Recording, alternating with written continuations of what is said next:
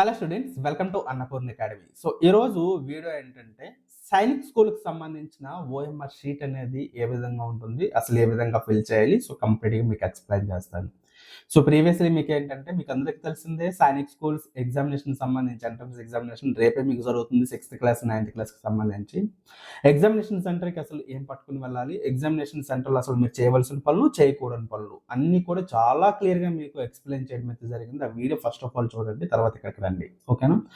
అయితే OMR sheet అనేది మనకి సైనిక్ స్కూల్ ఎగ్జామినేషన్లో హార్ట్ లాంటిది అనమాట. ఓకేనా? ఈ ఓఎంఆర్ షీట్‌లో మీరు ఏమాత్రం చిన్న తప్పు చేసినా సరే, ఈ 1 ఇయర్ మీరు చాలా కష్టపడి చదువుతారు. ఎగ్జామినేషన్ కూడా రాస్తారనమాట. కాకపోతే ఓఎంఆర్ షీట్‌లో మీరు చేసే తప్పుల కారణంగా ఏంటంటే, మొత్తం అంతా కూడా పోతుంది. మీకు రిజల్ట్స్ అనేవి మొత్తం తారుమారైపోతాయి. కొన్నిసార్లు రిజల్ట్స్ కూడా మీకు రావు. అందుకోసం ప్రత్యేకించి మీకు ఓఎంఆర్ షీట్‌ని తీసుకొని మీకు ఇప్పుడు ఎక్స్‌ప్లెయిన్ చేస్తాను. అసలు ఓఎంఆర్ షీట్ ఏ విధంగా ఉంటుంది? ఏ విధంగా ఫిల్ చేయాలి? ప్రతి ఒక్కటి కూడా మీకు క్లియర్‌గా ఎక్స్‌ప్లెయిన్ చేస్తున్నాం. ఎక్కడ స్కిప్ చేయకుండా జాగ్రత్తగా చూడండి. మీకొక అవగాహన అనేది ఓఎంఆర్ షీట్ మీద అనేది వస్తుంది. ఓకేనా? ఎందుకంటే మీ క్వెషన్ పేపర్ మీరు తీసుకొని ఇంటికొచ్చేస్తారు. ఓఎంఆర్ షీట్ మాత్రం వారికి ఇవ్వటం జరుగుతుంది. మీ జాతకం అంతా కూడా ఓఎంఆర్ షీట్‌లోనే ఉంటుంది. ఓకేనా? సో ఎక్కడ స్కిప్ చేయకుండా చూడండి. సో ఫస్ట్ ఆఫ్ ఆల్ నా పేరు భాగ్యరాజు. గత 11 ఇయర్స్‌గా నేను నవోదయ సైనిక్ స్కూల్ ఆర్మీస్‌కి సంబంధించి ట్రైనర్‌గా వర్క్ చేయడం జరుగుతుంది. ఈ 11 ఇయర్స్ కాలంలో మన ఇన్‌స్టిట్యూట్ నుంచి చాలా మంది స్టూడెంట్స్ అనేవాళ్ళు సైనిక్ స్కూల్‌కి అలాగే నవోదయకి సెలెక్ట్ అవ్వడం అయితే జరిగిందండి.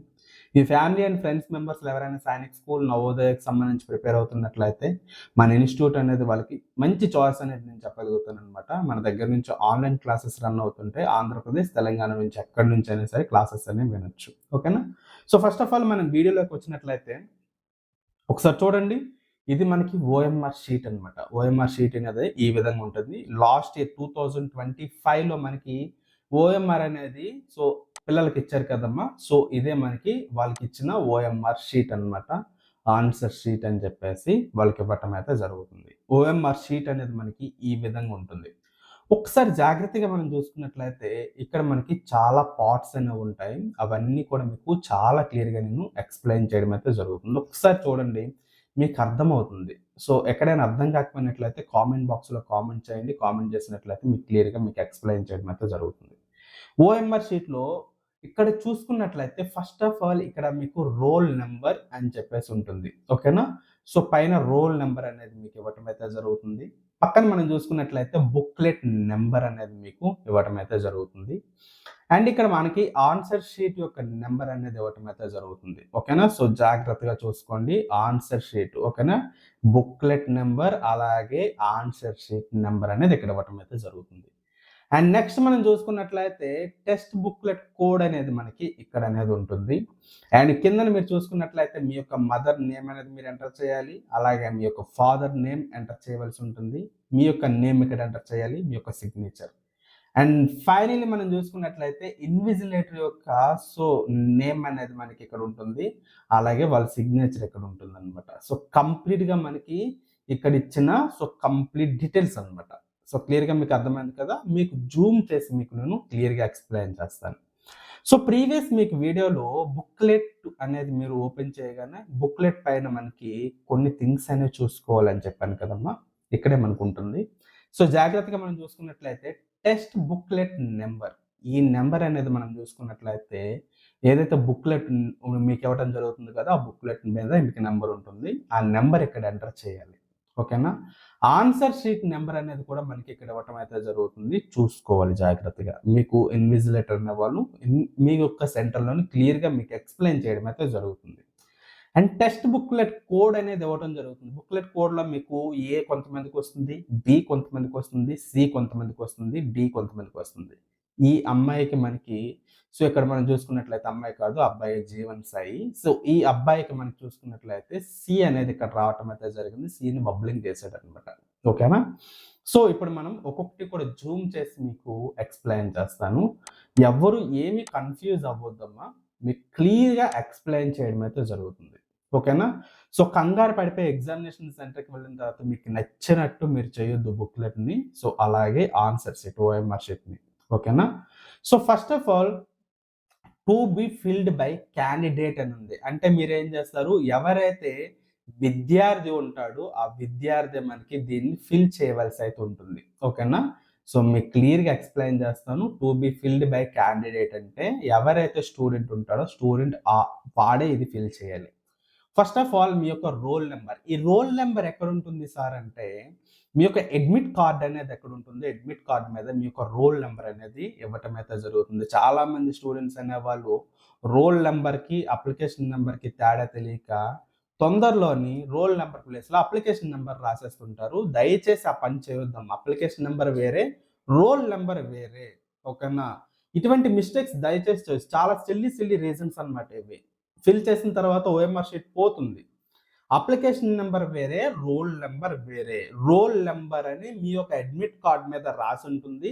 జాగ్రత్తగా అది చూడండి. డౌట్ వస్తే ఇన్విజిలేటర్ని అడగండి. ఓకేనా?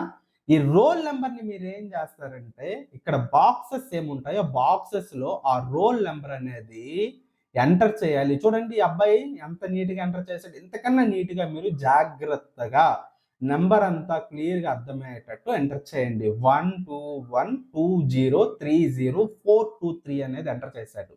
అదే విధంగా మీరు ఎంటర్ చేయాలి. ఎంటర్ చేసిన తర్వాత దీని కింద మనకి ఇలా మనకి ఏంటంటే సర్కిల్స్ అనేవి ఉంటాయి. ఫర్ ఎగ్జాంపుల్ ఇక్కడ 1 అనేది మీరు ఇక్కడ రాశారనుకోండి, 1 దగ్గర బబ్లింగ్ చేయవలసి ఉంటుంది. చూడండి ఇక్కడ అబ్బాయి చేశాడు, 1 దగ్గర చేశాడా? ఇక్కడ 2 అనేది ఉంది సెకండ్ బాక్స్ లో, దాని కిందనే మనకి 2 కిందన మనం బబ్లింగ్ చేయాలి. అలాగే ఇక్కడ 1 ఉంది, 1 కిందన బబ్లింగ్ చేయాలి. ఇక్కడ మళ్ళీ 2 ఉంది, ఇక్కడ 2 కిందన బబ్లింగ్ అనేది చేయాలి. ఓకేనా? సో డిస్టర్బెన్స్ వచ్చినట్లయితే కొద్దిగా దాన్ని నెగ్లెక్ట్ చేయండి. నెక్స్ట్ ఇక్కడ 0 ఉంది సార్, 0 లేదని అనుకోకండి. 0 అనేది లాస్ట్ లో ఇవ్వటం జరుగుతుంది. ఓకేనా? 0 దగ్గర బబ్లింగ్ అనేది చేయాలి. ఇలా మనం ఏ నెంబర్ అయితే ఇచ్చారో ఆ నెంబర్ దగ్గరే మనం ఇలా బబ్లింగ్ అనేది చేయాలి. ఇది చాలా ఇంపార్టెంట్. మీరు ఎగ్జామినేషన్ సెంటర్కి అసలు అటెండ్ అయ్యారా లేదా అనేది ఇక్కడ ఉంటుంది. ఇక్కడ మీరు మిస్టేక్ చేశారంటే కంప్లీట్గా రిజల్ట్స్ అంతా కూడా మారిపోతాయి. మీరు ఆబ్సెంట్ అనేది వచ్చేస్తుంది, రిజల్ట్స్ రావు అసలు. ఓకేనా? సో మీరు ఒక ఆన్సర్ షీట్లో క్వశ్చన్స్ అనేవి ఉన్నాయి, అక్కడ ఏదైనా మిస్టేక్ చేస్తే 1-2 మార్కులు పోవచ్చు. కానీ ఏదైతే రోల్ నెంబర్ ఉంటుందో రోల్ నెంబర్ దగ్గర మీరు తప్పు చేశారంటే కంప్లీట్గా ఆబ్సెంట్ అనేది వస్తుంది. ఓకేనా? సో నెక్స్ట్ మళ్ళీ మనం చూసినట్లయితే test booklet number. Test booklet number అంటే ఏంటి సార్ అంటే, సో మనం బుక్లెట్ అనేది మనకి ఇంకోటి ఇస్తారని మీకు చెప్పాను. అంటే అదే మనకి క్వశ్చన్ పేపర్ అనమాట. క్వశ్చన్ పేపర్ మీద పైన మనకి టెస్ట్ బుక్లెట్ నెంబర్ అని చెప్పి లెఫ్ట్ సైడ్ కార్నర్లో కానీ రైట్ సైడ్ కార్నర్లో కానీ లేదా క్వశ్చన్ పేపర్ పైన కానీ టాప్లో కానీ వాడు ఇవ్వటం అయితే జరుగుతుంది. టాప్లోనే ఇస్తాడు, లెఫ్ట్ సైడ్ కానీ రైట్ సైడ్ కానీ పైన కానీ ఇస్తాడు. సో అక్కడ చాలా క్లియర్గా వాడు రాస్తాడు టెస్ట్ బుక్లెట్ నెంబర్ అని చెప్పేసి. అక్కడ ఏదైతే నెంబర్ ఇచ్చాడో ఆ 6 డిజిట్ నెంబర్ ఇక్కడ జాగ్రత్తగా ఎంటర్ చేయాలి. 6 ఇస్తే 6, 7 ఇస్తే 7, 5 ఇస్తే 5. ఇక్కడ ఓఎంఆర్ షీట్లో కూడా అదే ఇవ్వటం జరుగుతుంది. అక్కడ ఎంటర్ చేయాలి. ఈ అబ్బాయి చూడండి, సో ఆ నెంబర్ 1111511 అనేది ఇచ్చాడు. మళ్ళీ నెంబర్స్ అనేవి ఇక్కడ ఎంటర్ చేసి యాజ్ ఇట్ ఈస్ గా బబ్లింగ్ అనేది చేశాడు అనమాట. ఓకేనా? ఇదే విధంగా చేయాలి. సో 1 దగ్గర 1 అని కూడా బబ్లింగ్ చేశాడు. 5 దగ్గర చూడండి 5 కింద 5, అలాగే 1 ఈ విధంగా చేయటం అయితే జరిగింది. ఈ విధంగా నీట్ గా బబ్లింగ్ అనేది చెయ్యాలి. ఓకేనా? సో నెక్స్ట్ మీరు చేయవలసిన నెక్స్ట్ పని ఏంటంటే, అమ్మ చాలా జాగ్రత్తగా చూడండి. మీకు ఆన్సర్ షీట్ దగ్గర ఏదైతే ఉందో ఇక్కడ మీకు ఒక క్యూఆర్ కోడ్ అనేది ఉంటుంది. ఈ క్యూఆర్ కోడ్ అనేది నీట్ గా ఉందా లేదా అనేది కూడా చూసుకోండి. ఓకేనా? కొంతమందికి చెరిగిపోయి వస్తుంది. క్యూఆర్ కోడ్ అనేది చాలా ఇంపార్టెంట్. క్యూఆర్ కోడ్ నీట్గా ఉందా లేదా, నెంబర్ నీట్గా ఉందా లేదా అని చూసుకోండి. అండ్ నెక్స్ట్ మనం చూసుకోవాల్సింది ఏంటంటే, దాని కిందకే మనం వెళ్ళినట్లయితే ఇక్కడ ఇస్తాడు చూడండి, టెస్ట్ బుక్లెట్ కోడ్ అనేది ఇస్తాడు. సార్ ఇది ఎక్కడ ఉంటుంది సార్ అంటే, మీకు ఏదైతే క్వశ్చన్ పేపర్ అనేది ఇస్తాడో బుక్లెట్ ఇస్తాడో ఆ బుక్లెట్ మీదే పైన టాప్ లోని ఒక బాక్స్ కూడా పెడతాడు అనమాట. టెస్ట్ బుక్లెట్ కోడ్ అని పెట్టేసి అక్కడ ఏ కానీ బి కానీ సి కానీ డి కానీ ఇవ్వటం అయితే జరుగుతుంది. దాని మీద ఏది ఉంటే అదే మీరు ఇక్కడ బబ్లింగ్ అనేది చేయాలి. మీకు ఏ ఇచ్చాడు అనుకోండి ఏ చేస్తారు, బి ఇస్తే బి చేస్తారు, సి ఇస్తే సి, డి ఇస్తే డి. ఈ అబ్బాయికి సి వచ్చింది కాబట్టి సి చేశాడు. చూడండి ఎంత నీట్గా బబ్లింగ్ అనేది చేశాడు. చూడండి అమ్మా, ఇలా ఇంత నీట్గా మీరు బబ్లింగ్ అనేది చేయాలి. మిగతావి కూడా అంతే నీట్గా చేయాలన్నమాట. కొన్ని మిస్టేక్స్ ఉంటాయి, అటువంటి చేయొద్దు. మీకు ఇక్కడ ఎక్స్ప్లెయిన్ చేస్తాను. ఈ అబ్బాయి చేసిన మిస్టేక్స్ కూడా నేను ఎక్స్‌ప్లెయిన్ చేస్తాను. ఇలా నీట్‌గా బబ్లింగ్ ఇక్కడ ఎంత నీట్‌గా చేసాడో బబ్లింగ్ అనేది అంత నీట్‌గా ఉండాలనమాట. ఇది చేయకపోయినా సరే మీ యొక్క రిజల్ట్స్ అనేవి మారిపోతాయి. అండ్ ఇప్పుడు డౌన్‌కి మీరు వెళ్ళినట్లయితే జాగ్రత్తగా చూడండి. ఎక్కడ మీరు కన్‌ఫ్యూజ్ అనేది అవ్వద్దు. ఇక్కడ చూడండి మదర్ నేమ్. మీ యొక్క మదర్ నేమ్ అనేది నీట్‌గా రాయండి. ఓకేనా? నచ్చినట్టు రాయొద్దు, అర్థం అవ్వాలి. అలాగే నెక్స్ట్ మనకి ఫాదర్ నేమ్ నీట్‌గా చూడండి. ఇక్కడ చూడండి అబ్బాయి కే అని పెట్టేసి ఇనీషియల్ నేమ్ అనేది ఇక్కడ పూర్తిగా రాయలేదు. ఇక్కడ ఫాదర్ దగ్గరికి వచ్చేటప్పటికి ఇనీషియల్ నేమ్ రాసాడు. అలా మీరు చేయొద్దు. ఇనీషియల్ నేమ్ అనేది నీట్‌గా రాసి ఇక్కడ చాలా స్పేస్ అనేది ఉంటది. నీట్‌గా అర్థమయ్యేటట్టు ఇనీషియల్ నేమ్‌తో పాటు మీ యొక్క అడ్మిట్ కార్డ్ మీద ఉంటుంది. ఫాదర్ నేమ్, మదర్ నేమ్ ఏ విధంగా ఉందో అదే విధంగా రాయండి. అడ్మిట్ కార్డ్ ఎందుకు తీసుకున్నానంటే అందుకోసమే తీసుకున్నాను. ఇలాంటి మిస్టేక్స్ అనేవి మీరు చెయ్యొద్దు. ఓకేనా? మీరేం చేస్తారంటే మీ యొక్క అడ్మిట్ కార్డ్ మీద మీ యొక్క మదర్ నేమ్ ఉంటుంది. మీ యొక్క ఫాదర్ నేమ్ ఉంటుంది. అక్కడ ఏ విధంగా ఉందో అదే విధంగా ఇక్కడ ఎంటర్ చేయండి. ఓకేనా? మీ యొక్క హ్యాండ్ రైటింగ్‌తోనే చేయాలి. అండ్ మీ నేమ్ కూడా చూడండి ఇక్కడ కేఓఓ పెట్టాడు ఇక్కడ మళ్ళీ ఇది కేనా? ఎన్నా? తెలీదు. గుద్దేసాడనమాట. అటువంటి పొరపాట్లు చేయొద్దు. జాగ్రత్తగా మీ యొక్క నేమ్ రాయండి. తర్వాత సిగ్నేచర్. మీరెప్పుడు కూడా రెగ్యులర్‌గా చేస్తారు కదా! ఏది అడ్మిట్ కార్డ్ మీద మీరు ఏ విధంగా సిగ్నేచర్ చేశారో యాజ్ ఇట్ ఈస్‌గా అదే విధంగా సిగ్నేచర్ అనేది ఉండాలి. ఇఫ్ ఇన్ కేస్ మీరు ఎప్పుడైనా సరే పేపర్ అనేది బానే రాసారు. రీవాల్యుయేషన్ ఏమైనా అడుక్కోవాలన్నా లేకపోతే ఏదైనా ప్రాబ్లమ్ ఉంది వాళ్ళకి మెయిల్ చేయాలన్నా సరే ఇటువంటి తప్పులు చేశారంటే మాత్రం కంప్లీట్‌గా మిమ్మల్ని రిజెక్ట్ చేయడం జరుగుతుందనమాట. మీ యొక్క అడ్మిట్ కార్డ్ మీద సిగ్నేచర్ అనేది ఏ విధంగా ఉంటుంది యాజ్ ఇట్ ఈస్ అదే చేయాలి. తర్వాత ఇక్కడ బాక్స్ ఉంది చూడండి. ఇన్విజిలేటర్ ఓకేనా? సిగ్నేచర్ ఆఫ్ ది ఇన్విజిలేటర్ ఉంటుంది. ఇక్కడ టీచర్ ఎవరైతే వస్తారో ఇన్విజిలేటర్ వాళ్ళ యొక్క సిగ్నేచర్ అనేది ఇక్కడ పెట్టడం అయితే జరుగుతుంది. వాళ్ళకి అది వదిలేసేయండి. ఓకేనా? ఇది మీరు చూసుకోవాల్సిందనమాట. ఇక్కడ ఇన్విజిలేటర్ చూసుకుంటాడు. అది కూడా మీరు ఎటువంటిది ఫిల్ చేయవలసిన అవసరం లేదు. ఓకేనా? ఫైనల్లీ మనకి అడ్మిట్ కార్డ్ అనేది ఏది ఉందో అడ్మిట్ కార్డ్ అనేది కంప్లీట్‌గా మనకి ఫిల్ చేయడం అయిపోయింది. ఇంకా నెక్స్ట్ మనం చూసుకోవాల్సింది ఏంటంటే క్వెషన్ పేపర్. క్వెషన్ పేపర్‌లో మనకి ఇక్కడ చూడండి మనకి క్వెషన్ యొక్క నంబర్స్ అనేవి ఉన్నాయి. ఇక్కడ రెస్పాన్స్ కిందన మనకి 1, 2, 3, 4 ఓకేనా? ఏబీసీడీలు ఇస్తే ఏబీసీడీ ఇలా ఇవ్వటం అయితే జరుగుతుంది. ఓకేనా?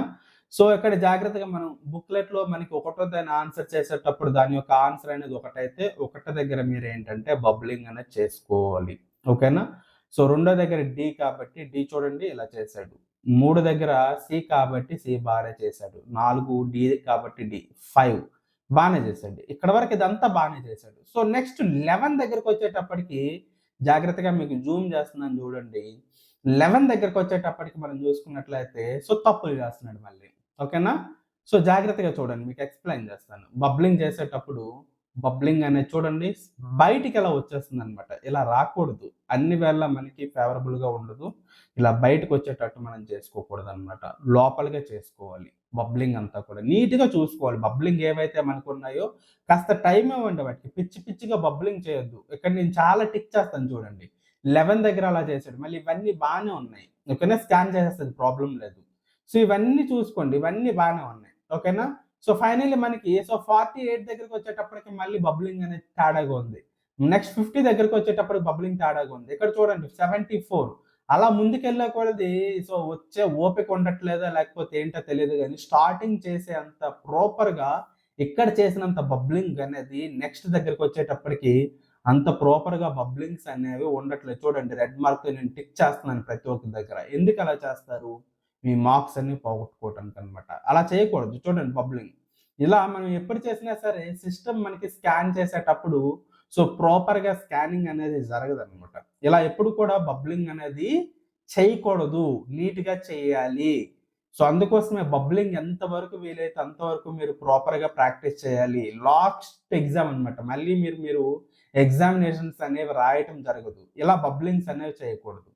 ఇక్కడ మీకు చూడండి 1 నుంచి 5 వరకు ఎంత బాగా చేసాడు యాక్యురేట్‌గా.